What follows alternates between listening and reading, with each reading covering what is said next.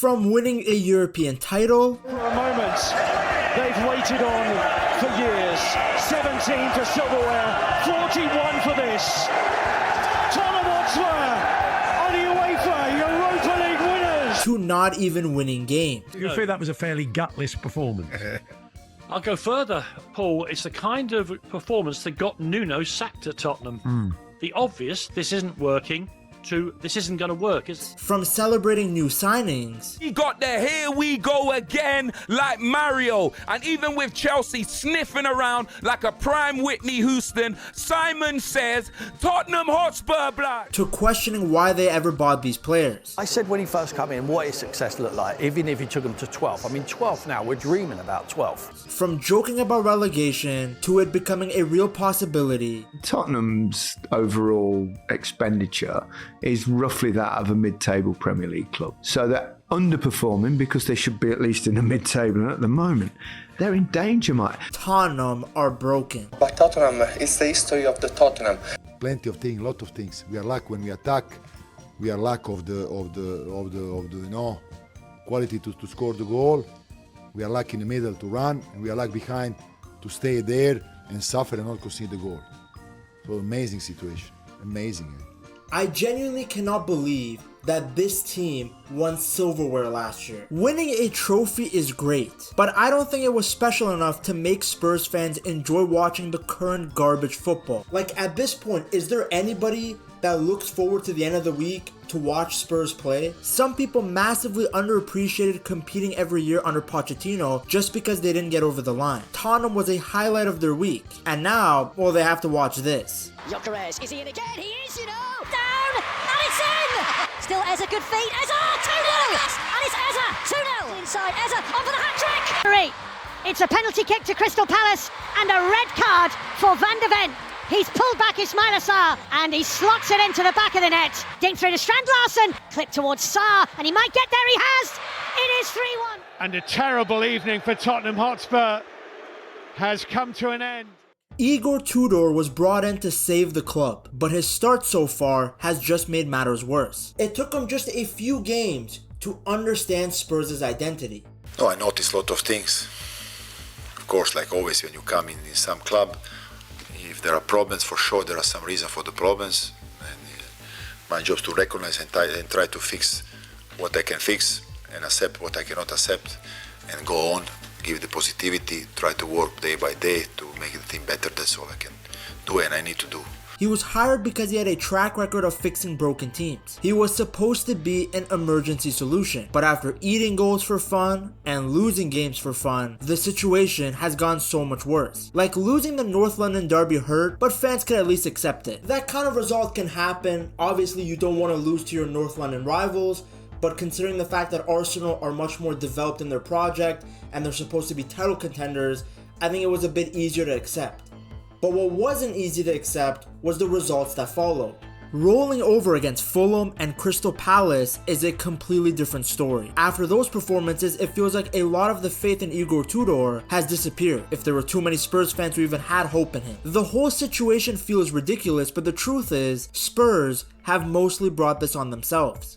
Before the Palace game even kicked off, the pressure was huge. West Ham had just beaten Fulham 1-0, and Nottingham Forest had managed to draw 2-2 with Manchester City. Because of those results, Spurs were sitting just 1 point above the relegation zone heading into their match with Crystal Palace. A lot of pressure on Tottenham now with those results. Forest got a great point away at Manchester City. West Ham winning as well. It's really made it very... look at it now. It's West Ham have got to 28, Forest 28, Tottenham 29. Leeds has lost as well, didn't they? They're 31. Spurs really do need a result in this game. Massive. I mean, you'll know by the time you hear this what's happened, but God dear, I mean, that has put the pressure right on that result. I do worry. I'm really worried. What a win for West. It should have been the kind of moment where the team reacts and shows some fight. Instead, it almost went wrong immediately. Spurs were lucky not to concede early after VAR ruled that Ismail Sarr had been offside before scoring. That decision gave them a lifeline. For a moment, it looked like things might turn around. Dominic Solanke scored and gave Spurs the lead, and the stadium finally had something to celebrate. But that feeling lasted shorter than your uncle in the bedroom. Soon after taking the lead, Spurs completely fell apart. In the span of like 7 minutes, they conceded 3 goals. The collapse was so shocking that many fans had seen enough before halftime. You could see large groups starting to leave the stadium early, while others stayed in their seats, but you could see from their face, they did not want to be there. The atmosphere inside the stadium has become extremely toxic. In fact, it somehow feels even worse than the final weeks under Thomas Frank, which again tells you a lot about how bad things have gone at Spurs. The stats only make the situation look worse. At one point, Tottenham had not won a league match since December of 2025 and had lost 5 consecutive top-flight games for the first time since 2004. They had conceded at least 2 goals in 9 straight games. At home, they had just earned 10 points all season, which at that point was the second worst record across the entire top 4 divisions of English football. The only team with a worse home record was Sheffield Wednesday, a second-tier club dealing with financial problems, and a team that was already relegated earlier than any other team in EFL history. When numbers like that begin to appear next to your club's name, it becomes impossible to pretend that everything is fine. Igor Tudor was brought in to fix 2 issues: discipline and defensive structure. Towards the end of Thomas Frank's time in charge, the team had completely lost both, but instead of improving, those same problems have continued. In Igor Tudor's first 3 matches, Spurs looked disorganized at the back and made some truly comical defensive mistakes. Now, Tudor had never managed in the Premier League before, and he came with the Ruben Amorim mentality of committing to a back 3, which proved costly. His team selection, especially against Crystal Palace, raised a lot of eyebrows. Tudor made the bold decision to drop Xavi Simons and Conor Gallagher, meaning that Spurs' 2 most expensive recent signings were left out of the biggest match of the season. Their top goalscorer, Richarlison, was also left on the bench. It says a lot that Tudor clearly felt those players were not influential enough to start such an important game. At the same time though, you can make the argument that the decision also reflects poorly on the club's recruitment department. From the first whistle, the players just looked nervous. Sousa, who was making his first Premier League start after joining from Santos in January, was booked just 6 minutes in for a reckless tackle on Daniel Munoz. It was always going to be a risk to start a 19-year-old with almost no experience in English football in a match with so much pressure. The tension was also clear across the team. Like, the score was only 0-0 at the time, but you could already feel the nerves around the stadium. The turning point of the match came from Mickey van de Ven. The Dutch defender pulled down Sarr inside the penalty area. Van de Ven had been wearing the captain's armband because Romero was serving a 4-match suspension after his tackle on Casemiro against Manchester United. But instead of leading the team, the Dutch defender let his squad down. Van de Ven was one of the heroes of last season's Europa League triumph, especially after that incredible goal line clearance in the final. But his reputation has dropped quickly this season. Whether it was a poor performance or publicly ignoring the instruction of 2 different managers, he has struggled to set a good example for the rest of the squad. Tudor's decision-making during matches has also raised concerns. After Van de Ven was sent off, he brought on Conor Gallagher and Bissouma for Sousa and Kolomuani. At one point, Spurs had 5 defenders and 3 central midfielders on the pitch, yet they still conceded twice within 5 minutes. Some wondered whether Tudor should have waited until halftime before making changes. One of the few bright spots for Spurs this season has been Matisse Tell and Archie Gray. Gray seems to be one of the only players that's willing to run into the box and show energy and effort. Archie Gray, when he was at Leeds, everyone was talking about him, all the Gray family. What position did he play today? Yeah, I know, yeah, he's playing out of position. I mean, play players out of position, it doesn't generally work. The problem is that the other Spurs players are mentally fragile and completely low on confidence right now. That drains their desire to play football and even affects their ability. I don't think it's that they didn't want to win or they're not trying, or I just think sometimes when you've got no confidence and it kind of sucks the energy out of you. And you saw that. I mean, look at Manchester United. They're totally different proposition now to what everyone was saying beforehand. Oh, they weren't really trying. They don't care. The players don't care. Players care. But I just think it just saps your strength, saps your ability, saps your confidence.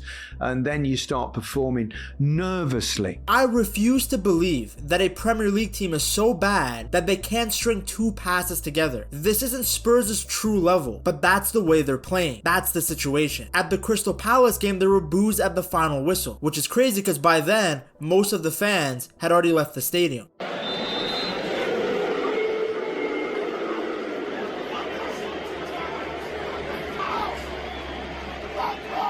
Right now, the biggest problem at the club isn't even one single person. There are so many people that you can point the finger at. The players, the board, the decisions being made behind the scenes. When responsibility is spread out like that, it becomes so much harder to fix. That's what makes the situation feel so complicated at Spurs, and honestly a bit frightening for fans who just want to see the club move forward. What's even more frustrating is the lack of urgency shown by some of the players. Apart from Archie Gray, it feels like almost no one else on the pitch is worried about relegation. You would expect players to be fighting for their careers and their reputation, to show some desperation, but instead the performances continue to look flat. It almost makes you wonder if some of these guys believe that their current performances will somehow attract other clubs in the summer should Spurs get relegated. The reality is hard to avoid. This current Spurs team looks like one of the worst teams in the league. The recent matches have really made that painfully clear, facing a team with only a few points above them, a side that was also having a poor season, needing a win more than ever, and the team just simply rolls over. There was no fight, no response from the players, no sense that this was a must-win moment. For the supporters watching, it felt like the entire club had accepted defeat before the match even started. The anger has started to spill over everywhere. Fans are furious with the players, the board, and pretty much everyone involved in the situation. At this point, some supporters feel the only real hope is a complete reset, a new owner, a new board, a new manager, and even a new squad. Now the thing is, that kind of rebuild would take years and would be equally painful along the way, but many feel it is long overdue and needed if the club is ever going to recover. Of course, some of the blame has to go to the current manager, Igor Tudor. But the reality is that he arrived with a very clear style of football, and that should not have surprised anyone. The bigger question is why the board allowed things to reach this point in the first place. They waited too long to sack Thomas Frank. Like, he should have been sacked 2 months earlier than when they actually got rid of him. Then once they got rid of him, they rushed into a panic appointment. Now before, everybody would blame Daniel Levy, but he stepped away, and yet the club's decisions have still been chaotic. It's been one mistake after another. What's the club's objective? I mean, at the start of the year, they sort of said compete on all fronts. Well, the club hasn't competed on all fronts for a very long time. At some point, someone at the top has to answer for this. Injuries have also played a massive role. For months now, and really for the past 3 seasons, the squad has been so thin that whoever is fit simply has to play. There is no real rotation or competition for places. I mean, heck, if you made an injured starting 11 squad for Spurs, it would legit be their best lineup. Like, yeah, we can sit here and talk about mentality, and their mentality has not been strong. But when the players are already exhausted from constant injuries, their teammates getting suspended, and no reinforcements being brought in, the physical limits start to show. Before, people used to say that it was Ange's direct style that caused all the injuries. But since him, they've had 2 different managers with 2 completely different styles than Ange ball, and yet the injury issues continue. Some fans still convince themselves that other teams are just raising their level when they play against Spurs. But the truth is honestly much simpler and much harsher. The squad is currently performing at a relegation level. Average teams look good against them because Tottenham are playing far below the standard required in this league. I can't take that they've not got quality in there. I think, yes, they've not got top 4 quality. That's what I would say. Yeah, agreed. They've definitely got more quality than the position in the league where they should, where they should be at least, mid-table. Yes, they have a few talented individuals in the squad, but as a unit, the team simply does not function. It looks like 11 players doing their own thing rather than working as a coordinated side. That's why supporters believe that right now, Tottenham might be the worst team in the league. I mean, this is a team that struggles to score goals, they struggle to defend, and the midfield is non-existent like Bonnie Blue's dad. Even the goalie seems to have a costly mistake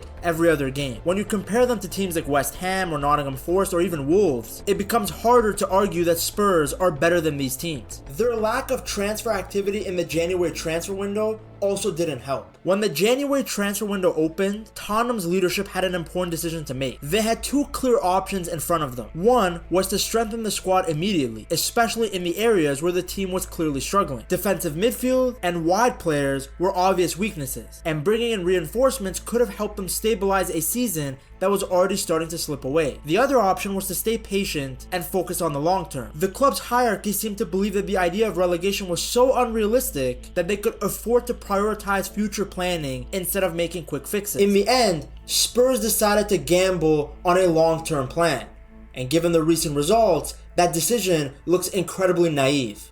Tottenham's league form throughout 2026 has been dreadful. Like that 3-1 home defeat to Crystal Palace was one of the most painful results fans had seen in years. Relegation felt impossible, but now it's a very real concern. If their current form continues, Spurs could face their first relegation since 1977. That kind of collapse would have massive consequences, not just for the team on the pitch, but for the club's reputation, finances, and long-term stability. In hindsight, failing to strengthen the squad in January might prove far more damaging than any short-term adjustment signing would have ever cost them. The worst part is that even when they have signed players in the past, they don't pay high wages, so they bring in a player with a big transfer fee, but it's usually a younger player with a high ceiling. It's never an established guy. This is a pattern that has been going on forever. Talk about Tottenham. Why is this club not able to get over the line and have sustained success? I would say money. Maybe they don't pay as much as United.